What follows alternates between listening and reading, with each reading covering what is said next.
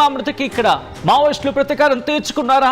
ప్రస్తుతం ఈ ప్రశ్న వినిపిస్తోంది. ఛత్తీస్గఢ్ బీజాపూర్లో భారీ ఎన్కౌంటర్ జరిగింది. మావోయిస్టులు భద్రతా బలగాలకు మధ్య కాల్పులు చోటు చేసుకున్నాయి.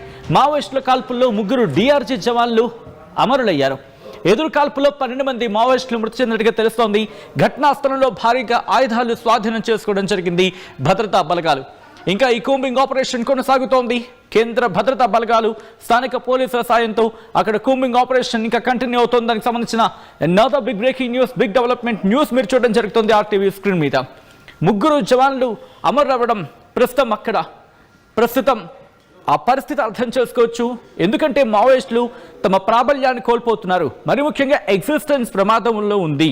అంటే మావోయిజం ఇక మరి ముఖ్యంగా మావోయిస్టులు పూర్తిగా అక్కడ క్లియర్ కాబోతున్నారా అని చెప్పి చర్చ జోరందుకుంటున్న తరుణంలో ప్రస్తుతం జరిగిన ఆపరేషన్ కూంబింగ్ ఆపరేషన్లో మరో 12 మంది మావోయిస్టులు హతం కావడం, ఈ ఆపరేషన్ జరుగుతున్న క్రమంలో 3 జవాన్లు అమరులవ్వడం ప్రస్తుతం అక్కడ ఉద్రిక్త వాతావరణం, అక్కడున్న పరిస్థితిని అద్దం పడుతోంది.